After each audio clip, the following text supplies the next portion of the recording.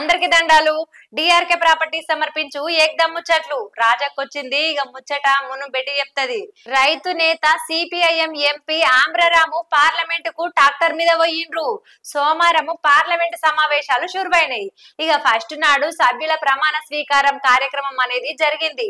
అయితే రాజస్థాన్ లో సికార్ లోక్సభ నియోజకవర్గం నుంచి సిపిఐఎం తరపున గెలిచిన ఆమ్రరాము ట్రాక్టర్ మీద పార్లమెంట్ బాట పట్టిండ్రు.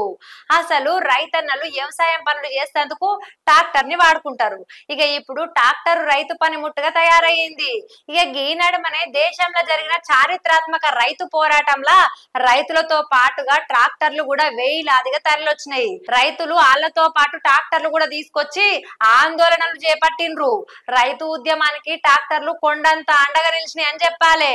అప్పుడు కొన్నాళ్ళు ఢిల్లీలో ఉన్న పార్లమెంటు, ఇండియా గేటు, కేంద్ర మంత్రిత్వ శాఖ కార్యాలయాలున్న ప్రాంతాలల్లా ట్రాక్టర్లు నిషేధించిండ్రు. అప్పటి సంది మోడీ సర్కార్ల ట్రాక్టర్ అంటేనే భయం పుట్టుకున్నది అనుకో రాదుండ్రి. ఇక గిసొంటి ట్రాక్టర్ పైన సిపిఎం లోక్సభ ఎంపీ ఆమ్రరాము పార్లమెంట్ కు రావుడు ప్రత్యేక ఆకర్షణగా నిలిచిందని చెప్పాలి. ఇక ఆడ ఉన్నోళ్ళు చాలా మంది ట్రాక్టర్ పైన వచ్చిన ఎంపీని చూసి అవాక్కయ్యిండ్రు, అభినందనలు కూడా చెప్పిండ్రు కొంతమంది. అయితే ట్రాక్టర్ పైన ఆమ్రరాము పార్లమెంట్ కు రాగానే భద్రతా సిబ్బంది ట్రాక్టర్ ను అడ్డుకున్నారు. పార్లమెంట్ లోపలికి పోవద్దని పోలీసు వాళ్ళు అడ్డుకుంటే ఎంపీ ఆమ్రరాము ఎందుకు ఆపుతుండ్రని ప్రశ్నించిండ్రు.